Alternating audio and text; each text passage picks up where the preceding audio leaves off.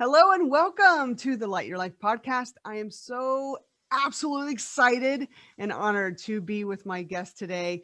I'm Marie St.Cyr, as you know, and we bring souls to you that have gone through their own life challenges, had tools, strategies, perspectives, ways of being that got them through, and you're going to be learning from them. Our guest today is one of my dearest friends, and her name is Hannah Wilner. Now, let me tell you a little bit about Hannah. She is a manifester extraordinaire. You're going to find out how she's done what she's done, and you're going to want to take notes so that you can do these things too. Also, out of all the people I know on the planet, she's probably one of the coolest, happiest, most joyful, and let's get it done type people I've ever met. And I'm so grateful to call her a friend of mine. You can find out more information about her at hannahwilner.com. So let's just jump right into it. Hannah, thank you so much for being our guest today on the podcast. Tina Marie, you know how much I love Bonfire and everything that you've created. So it is my honor. Thank you. Thank you. I know people are going to want to know who you are. I want them to know who you are and your story. We came together. You had moved from the San Diego, California area into the Houston area, and you're looking for some guidance and partnership because you had some big goals for yourself. And I love people with big goals because that means that they're ready for big growth. And so let's take the Hannah that was in San Diego that was moving to Houston. What was true about your life in California before you got to this area? What was really true about my life and why I decided to make the change was because there was a point where I looked around at my amazing, beautiful life, right? Mm-hmm. And also recognized all of the challenges that I had invited into it by having a set of values that wasn't really in line with where I wanted to be. Mm-hmm. And so I looked around and I just thought, if I'm here in 5 years, I'm probably not going to be very happy. And I wondered if it was okay to want more out of life. And part of that was hiring a coach to help me figure out if that was okay and what more looked like. So that was when I moved to Texas. And the first thing I did was look for the #1 best 5-star coach that I could find. And you came up. Thank you so much. And I'm glad the destiny and the universe led you our way because it's been such an amazing ride and journey to have you part of our team. Thank you. Whenever California was there, you touched on a couple of points which are really pivotal to the soul of the people that listen to this podcast. I know you had something in you that were saying two perspectives, right? One, if I stay here for 5 years at that juncture, whenever I look at myself in the future, I'm probably not going to be so happy, that fulfillment. Yeah. And second, you're like, I must do something now because there was this ache and longing inside of you that wanted more out of life. Now, if you're listening and this pertains to you, if you know you want more out of life, but we have that mind behind us, right, Hannah? We have that mind that's like, it's okay. Why do you keep wanting more? What's going on? Did that ever pop up for you in your discussion with your own mind? Every day until very recently. And even sometimes I still hear it, right? Well, we call it the saboteur. It's just a natural part where we always have this angel and devil, kind of somewhere inside of ourselves talking and giving encouragement or discouragement. And, it's interesting because we say this, but the only person standing in your own way is you. It's really hard to come to terms with that, right? It is. It is so hard to come to terms with that. Yeah. So I think was the beginning of my coming to Houston was, okay, if I make this change, then maybe if I leave everything, I can get out of my own way, right? Thinking like a physical move would make that happen. Yeah. We call it a geographic. When people do a geographic, I'm going to leave the circumstances and the conditions of the life I'm in to go find. And we take this adventurous leap into something new so that we can land in a place and discover something. And more than that, we're discovering ourselves and challenging ourselves to rise up to a new level, which we wouldn't have had we stayed where we were. So it's a definite strategy to do a geographic. And you had some really big goals and some wants in your life. I remember I was meeting you. I'm like, this is a dynamic woman. She is so full. I could see the potential in you that is like freaking amazing. And I could see also that struggle inside. We all have struggles, even myself. I wake up and face my struggles and go, why are you here? What are you wanting me to become? Because the struggle isn't ever to hold us back. It's to have us, completely unleash into that next level.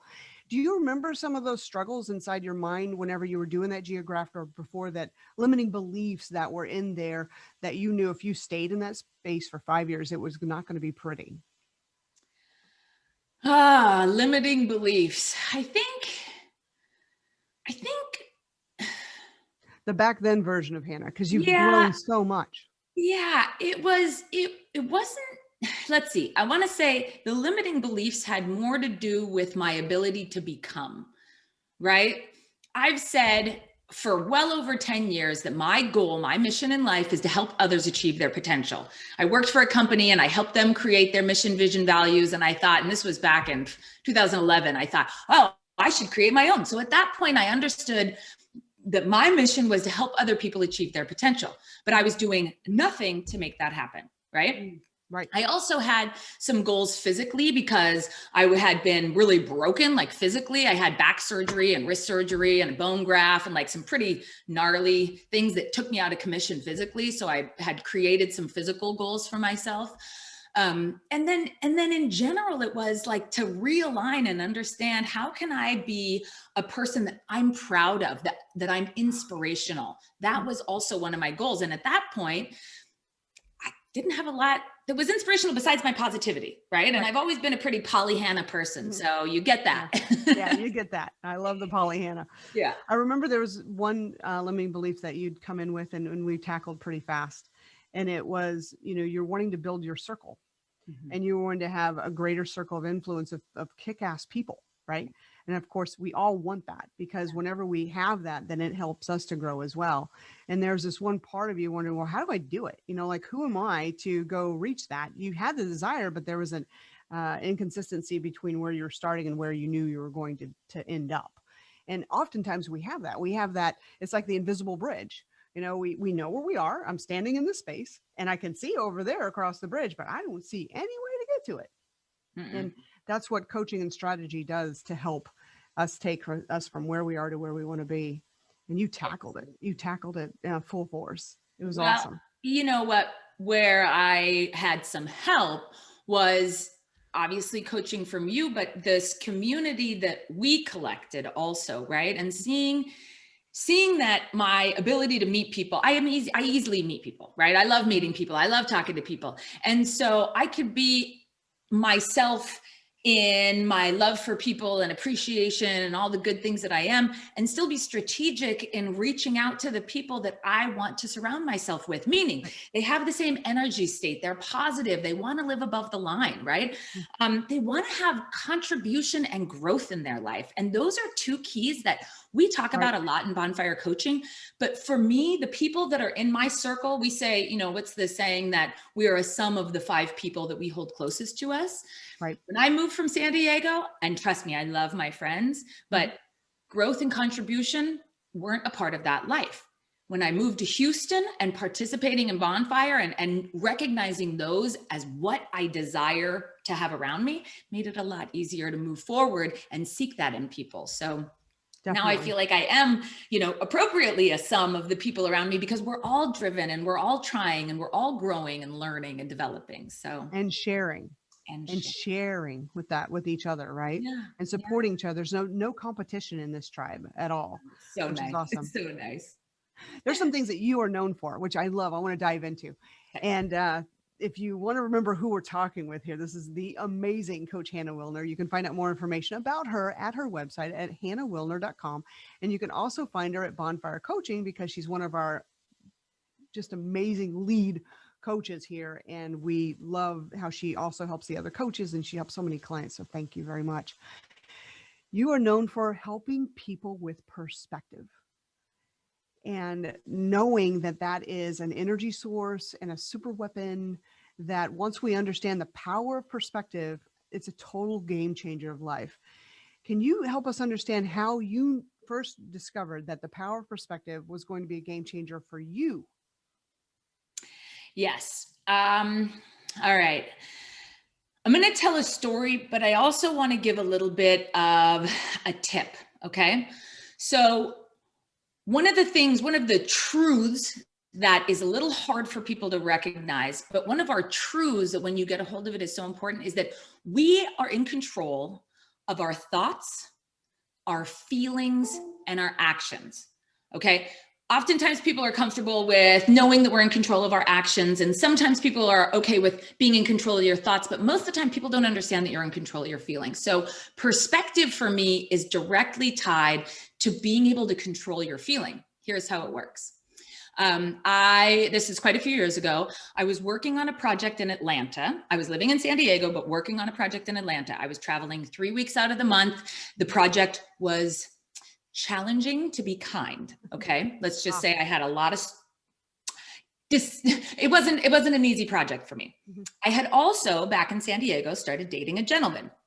So throughout, this long project, the gentleman came to visit me and we had an absolutely amazing time, right? So we're in Atlanta, we're in Georgia, we went to the Porsche racetrack, we went shopping, we went eating, it was just this beautiful time. And it was over the weekend. So then I was going to go back to the project on Monday. When he left, I was sad.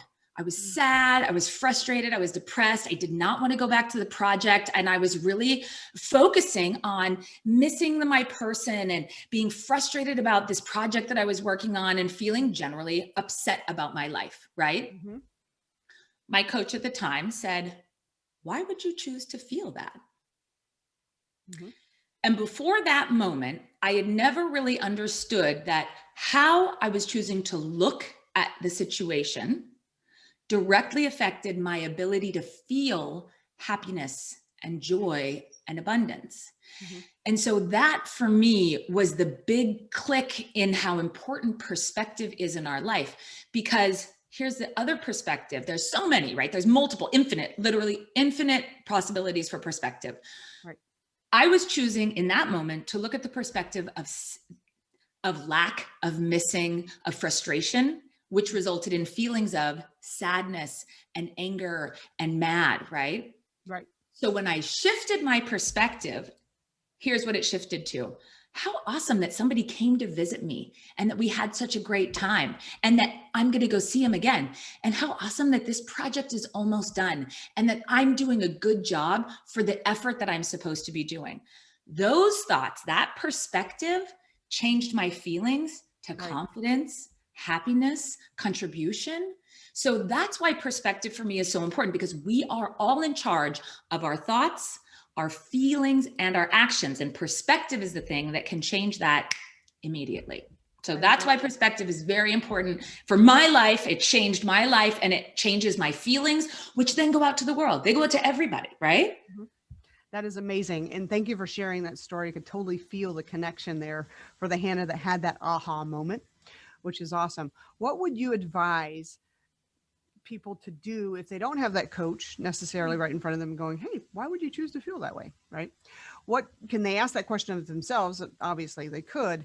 However, whenever we're in the moment where we're not conscious that we're choosing our feelings, or we're not conscious we're choosing our thoughts, we're not conscious we're choosing, and it feels like life's happening at us or to us, and we've taken ourselves out of that power state to know that we are a being that honestly has the power to choose.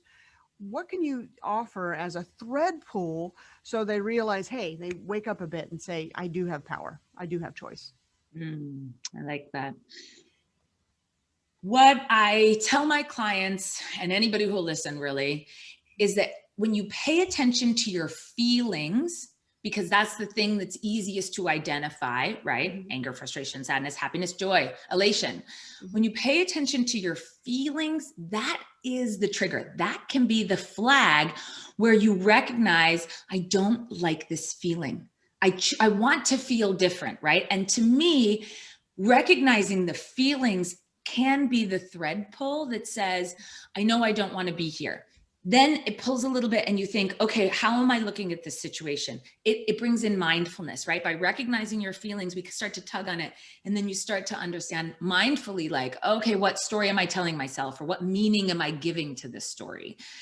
And then we can pull it out just a little bit more and say, okay, I hear that story. I feel this feeling. Is there any other way? Is there anything else out there that I could maybe stretch to see the situation different or to have a different feeling, right? Is there anything else I could focus on, shift my focus to something that I like that brings feelings of peace or joy, right? So That's that to awesome. me, that's a good thread pull, is just recognizing your feelings, because we can feel those like, right? And instead of letting them take over, what I gathered is that you're helping somebody look into the feeling and analyze it, assess it, be with it, and take out that golden nugget of what it's really allowing us to see and know, and then follow that course to the question which you were asking is, what do I really want? Right. Do you want to feel this way? Because we always have the ability to feel angry or frustrated and own that. We can totally own 100%, right? Yeah. And be in it. Or you could say, do you really want this? And instead, what do you want? And then using your tool of understanding that you have a choice of the feelings and the actions and what you're choosing to think. Yeah. I want to bring up one other point here, because I know that this is something that everybody is affected by. Okay. So if you're watching this, I'm sure that you have experienced this before. Mm-hmm. What happens naturally is that when we find something that we dislike, our reaction is to get rid of it, almost with force. And I hear both myself and clients say, I have to stop that. I should not do that. And it's what I want to encourage everybody to understand is that our feelings or our actions or our thoughts, when we fight them, what we resist persists, right? So fighting them or shooting them away or having to stop it, any type of aggression towards something that we dislike is not going to get rid of it. It's actually never going to get rid of it. So yeah, it's going to have roots. Right. So what we do is we just acknowledge it. Like you said, right? We just have to look at it and say, oh, interesting. Okay, I'm here again, or I'm feeling this again, or my thoughts keep circling on this, fixated point, whatever it is. And so we look at it, and then at the point that we can look at it and be peaceful with it, it literally starts to dissipate. And it's harder than others, right? Depending on what you're looking at or what emotion you're experiencing, sometimes it's harder than others. But I want to just encourage you that sitting with the emotion, no matter if it's good or bad, or sitting with the thought, no matter if it's judged good or bad, is our way of helping it to release. So as you're finding perspective, as you're recognizing what you don't like, don't should yourself out of it. Don't have to get rid of it, okay? Just acknowledge it. Interesting. And then we can start to say, what would I rather? What would I love? How would I rather be feeling or experiencing the situation? So I love that. Perfect perspective way to give that strategy and tool set that anybody can use right now. And it takes the curiosity of wanting to, right? Whenever we realize, like, this whole discussion we're having, I love, is about the power. You have the power to choose, and knowing that you have that power to choose gives you the freedom and the opportunity to seek that energy to have those perspectives and make those choices in new ways. Now, I was wondering, because this came up in mind, is what if someone is saying, okay, great, I've got my power to choose, got new perspectives, I see it in front of me, I know that that's it, and they have the energy toward it, and then something comes in and has them go, but not right now. Or they, I have to make sure that this person's going to be okay with me having my power, or that I have to stay here for a while longer. That negotiation we do with our dreams and our passion and the energy that brings us that fulfillment and that aliveness. Could we speak toward your perspective on what do you do whenever the stall happens or it looks like you ran into a wall? Yeah. Oh man, walls are so easy to find. It's almost like we kind of go towards them and just stare at them for a while. Have you ever done that? Yeah, I have. Here's a wall. Gee, it's right in front of me. Huh? It's comforting sometimes, like I don't have to do anything. Now I'm just stuck. Look at me stuck here. Absolutely. Listen, it happens to all of us. Okay. Yeah. It undoubtedly happens to everybody. I want to go back to San Diego because I feel like there was that really challenging moment, of making a decision to move without the approval of the people that I love the most. I've done it a couple times in life. I've kind of not regularly, but picked up my life and geographically relocated to create a different beginning. And when you have the desire, and to me, it's a little bit of fear that holds you back, right? The wall can be as transparent as just wanting people's approval and wanting to keep the sameness of the people around you, or the energy that you have with friends, or whatever it is, right, in your house. And what I have experienced is that when we don't move with intention, then things happen in our life that force us to move, right? So the analogy of staring at a brick wall is interesting, because sometimes we feel like I can't move forward. And then from the side comes this gush of rushing water and just slides you over somewhere else that you weren't meant to go, right? Or that you didn't think you were meant to go. Okay, I say this to share that situation almost happened to me in San Diego, where I couldn't quite see where I was going. I just had this brick wall about what the next step was really looking like. And I was starting to see the other side. And then my grandma died. Yeah. And she was the person that was closest to my heart. This necklace is hers, right? So it really was, I'm standing there in front of the brick wall, not sure how to move forward. And then the person that meant the most in my life took me out, right? And it happens with loved ones. I mean, we are all evolutionary. We die and all that. But for me, it was sometimes when we're stuck, we get an extra push from the universe to keep moving. And my grandma's passing for me allowed that brick wall to kind of, I guess I wasn't even in the same place anymore. And so then I had an easier time stepping out. So, you know, be careful what you wish for. If you choose to stare at the wall, that's okay. But don't be surprised if God or the universe comes in and kind of sweeps you away into another space where you can start moving forward again. So exactly. And I've, you know, gotten to know you over these many years, and I know that you believe that it's always working for us, even if it's painful in the moment, that whenever we come up and out of it and through it, that we look back and we do have a greater vision and understanding. Oh, had that not happened, I'd never be where I am now. I wouldn't reach there. And so we find that, you know, gratitude for our past. It takes a little time and sometimes new energies to do so for the really painful past, because we've known people that have had some tremendous loss that looks like it's unexplainable and not fair, right? And there is a piece, the silver lining, right, that will be that glimpse to, you're here now, and now you can make new choices from where you've been. I know I lost my parents at a young age, and, you know, growing up and seeing people with their parents, and even, you know, as a young adult, my peers were not happy with their parents, or they're arguing with their mom, or they're arguing with their dad, and they're going, you know, like, oh my God. And I'm thinking, if I had my parents, I think I'd be grateful that I had them. So I learned gratitude for other people through the passing of my parents, and the longing or the knowing that those love relationships are so paramount, and that we can treasure them even more. So thank you for sharing about your grandmother. Yeah, that's awesome. And you're also known for mindfulness. And so I love this, is that Hannah's mindfulness allows you, this is my belief because I watch you, I'm like the outside person watching Hannah. It seems to allow you this ability to shift quickly. So if things look like they're an obstacle or a challenge or something that's not going in the way that we planned, you have this ability to assess quickly and pivot. You have this way of taking that in and making something new, and not having it be an obstacle or a speed bump or something that feels like it's in the way.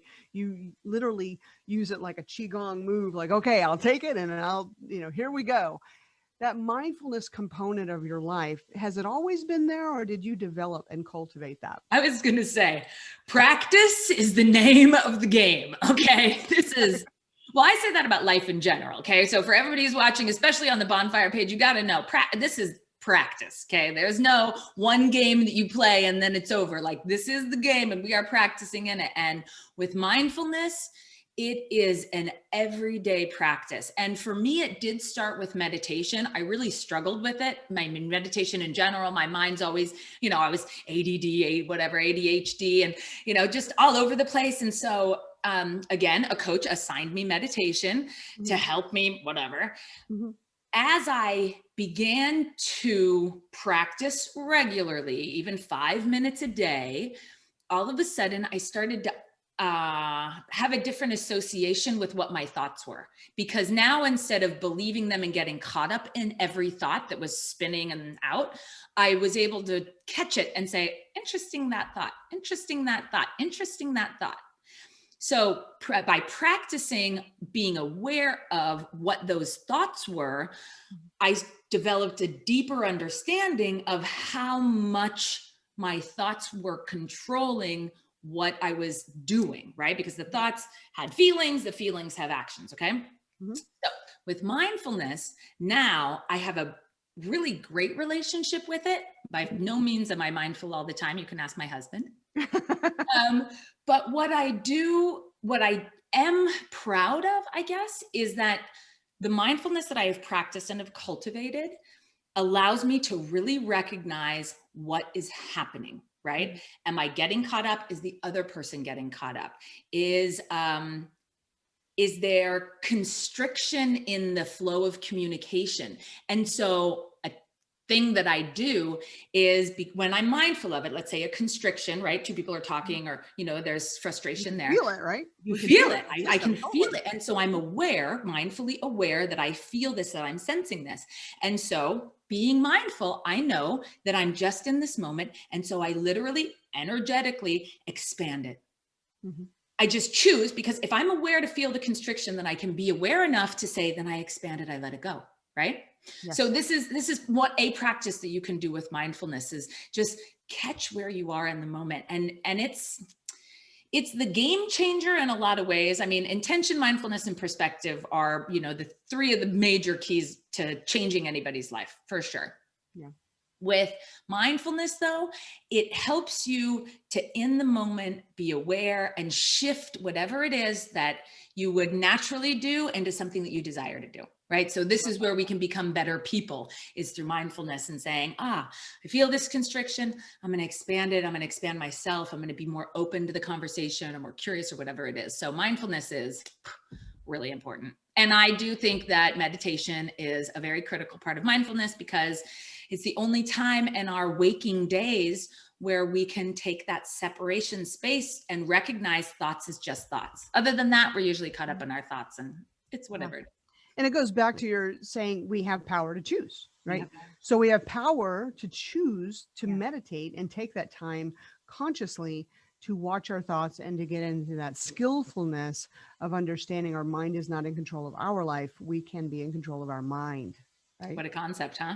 Right. It's a powerful concept. And powerful concept, but it's practice. I just want to make sure everybody knows this is not something that you achieve. It is something you practice every day. Exactly. Completely. There's no arrival. There's no arrival. You are also a very mindful person. Can you give a little point on how mindfulness works in your life?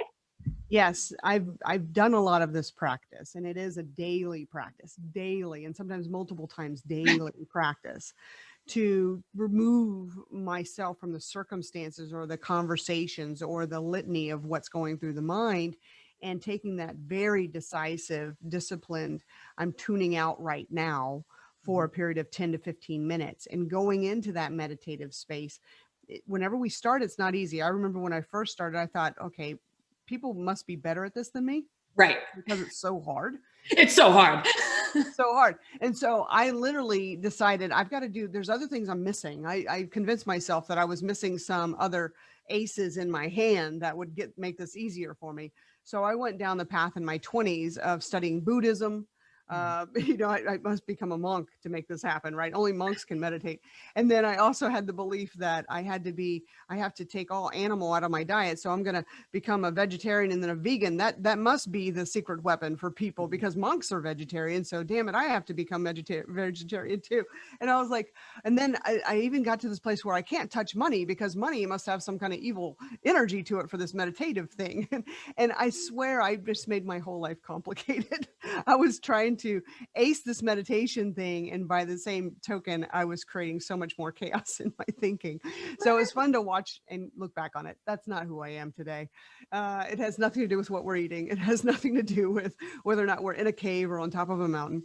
In fact, I was able to train with someone who told me that meditation, as he was taught as a young man in a Buddhist monastery, that they would send the young boys down into the town and have them lay sideways on the sidewalk and go into a meditative state because the chaos was all around them. And if they could control their mind and their thoughts in the intensity of chaos and horses and motorcycles and bicycles going by them and things of that nature, and people stepping over them and spitting on them and cursing at them, when they reach that meditative state, then they are in control of their mind. And what I realized is that I must find meditation in the chaos of life, in the instability of life, and the challenge of life, and not as an escape, but as a tool set to then come back to that seemingly chaos, because it's not chaos unless we think it that way.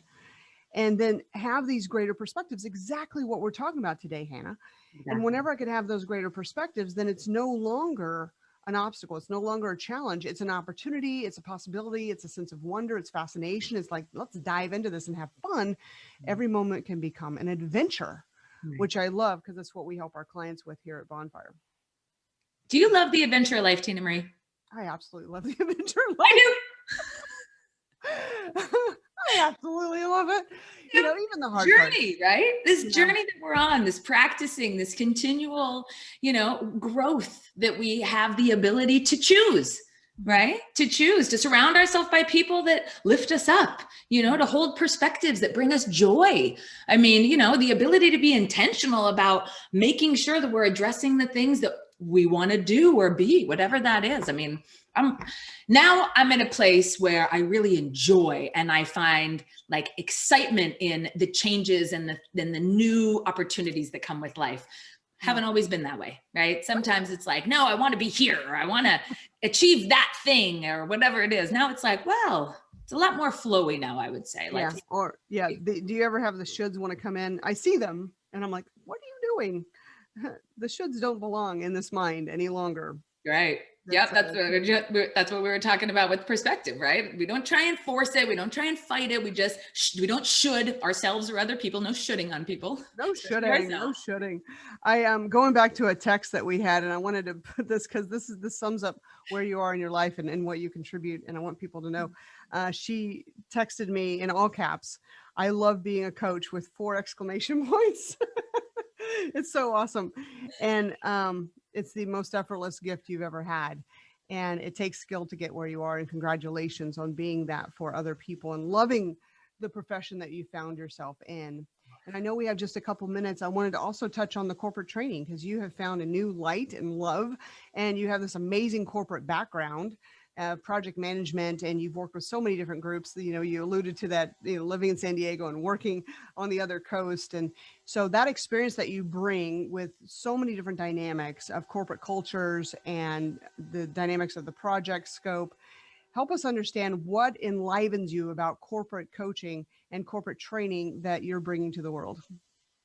It's hard and easy to answer. First off, that text is how I feel after every single session with every single client. 99%. 99%. It is this overwhelming sense. Remember, I said earlier that I've believed for a long time my mission in life is to help people achieve their potential. Mm-hmm. Holy cow, I am now in that space, right? So working with individuals and having them, all we do is we're reflective, right? We hold a container for them to expand into, right? This best version of themselves. So that is like amazingly overflowing of just, I love this, right? Mm-hmm. With corporate training, it combines my strength of presence, right? And executive presence, because I have been in a lot of board meetings. I have presented to a lot of people. I have, done some pretty hefty projects with some major things. I used to move hospitals. So it was my job to be in charge of relocating major hospitals. Obviously that comes with a lot of responsibility, right? Yeah, that's so huge projects, by the way. Those are huge projects. So in that experience, I gained this ability to connect on a more cerebral, I'll call it powerful level with people, where they have to hear me and respect me and understand what I'm communicating, because it affects their lives, right? Especially when you're moving a hospital, it affects lives, right? So we're going to plan this and I'm going to share this. So now I get to take that connection and presence that I learned and train people how to align themselves inside, how to gain inner peace, how to communicate with each other more effectively, how to create energy and cohesion within teams. So it's like taking the best parts of me, right? So the coaching piece, that's like, I get to make people better or help people get better, or whatever that is. And then the corporate side, which is I want to impart and help a organization flow into the next stage of their existence easier, with being able to create in those corporations, literally from the top down, this understanding and language that enriches people's lives, that literally changes from the top of the corporation all the way down how people relate to each other and treat each other and gain collective vision together. Like, it's really powerful to be able to have kind of these three aspects, and especially on the corporate side. Yeah. It's really fun because you've got so many people in the room with so many personalities, so many dynamics, different expectations and perspectives and dynamics, right? And so that to me is the like sparkle on top, right? Like if you could just add some fairy dust right on top, to me the corporate training is like the pinnacle of this, you know, gorgeous thing that we're able to help from a large scale down, right? And it's so just many really people fun. in a shorter amount of time get these breakthroughs and these advancements for themselves personally, which they take into their own lives with their relationships and their families, and then that imbues all the way through the corporate culture and then out into the corporation's influence into their clients and their community. And it's definitely this game changer that we have had the vision toward, which is beautiful to watch. Yeah. Yeah. Awesome. And it's also fun to see companies who desire this change, right? In, I would say, at least the United States, the generation that is coming up, you know, and the generations a little bit below me have some different values than the generations above me have had. And those values really have to do with seeing each other and respecting each other and having collective corporate give back programs, things like that. And so knowing that as these generations move up into management, you see this shift in corporations about how they want to treat each other, not just as a company, but their internal and then their B2B. And so that's where I really see our corporate training just, you know, catching the world on fire, because there is a need and a desire to have this incorporated into our work life as well. And that's exactly what we do through corporate training, right? We teach you as a manager, as an executive, to communicate well, to dissolve problems, you know, conflict easier, to understand the other person's energy state and your own energy state. And so this is pervasive throughout your whole life. It starts at the company level, which touches a ton of people, but then it does filter into all areas of your life. And that's a blessing. There you go. Thank you so much. And I could spend all day speaking with you. You've got so much to bring and give. And thank you so much for being an amazing soul on her own journey, pushing through and becoming that next level of yourself so that you can help your clients, the corporations, the individuals, the executives. And so any parting thoughts? We've covered the perspective, the mindfulness, the power that you have inside of yourself to create these amazing, fulfilling lives. And the time is now to make that happen. Any parting thoughts on this beautiful discussion with Hannah Wilner? Yeah, I would love for everybody to recognize and really own your choice in life, right? We each have the ability to choose how we think, how we feel, and how we act. And it is with intention and mindfulness and choosing the right perspective that affects how we think, how we feel, and how we act. And so you have the power to take control using choice of those three things. And I highly, highly encourage you to just keep that in mind every single day. Awesome. Thank you so much, Hannah. Thank you, Tina Marie. I love being a part of the Bonfire tribe. I love being a spark of flame inside this awesome, not just corporation company that we have, but in the lives of all the people that we get to touch, right? It is a beautiful thing. And I just want to throw this out there. if you haven't experienced coaching through Bonfire, we're different than other coaches, right? We approach everything differently, and we approach it lit on fire. So come to our website, come visit us, come to any one of our numerous activities that we have. Our hearts and arms are always open to receive more people who want to be lit on fire. So be on fire. Bonfire. On fire. Bonfire, right. That is the Bonfire brand. And so find out more about Coach Hannah at the Bonfire Coaching website. You'll find Coach Hannah there, and she writes for our blog. She also produces amazing videos, and her content is very rich, very educational, and very heartwarming. And then also find her at hannahwilner.com to also catch fire of what she's also producing in the world. She's got some amazing programs with Abundant Executive and masterclasses that you're probably going to want to go subscribe to and gain for yourself. Do not hesitate now. Simply go do it. Make a mental note and make it happen today. You've been listening to Light Your Life. I'm your host, Tina Marie St.Cyr. It's always a pleasure to be with you. We're always here in your corner, and we have 3 different episodes. You can always listen to the Coach's Corner, where we coach you here and help other people through that. Sparks of Wisdom. And today you've been listening to a fireside chat. Thank you so much for your time, Hannah. I know you've got beautiful things to do in the world today, as always. And it's just a grace and a delight to be with you. Thank you so much. Thank you.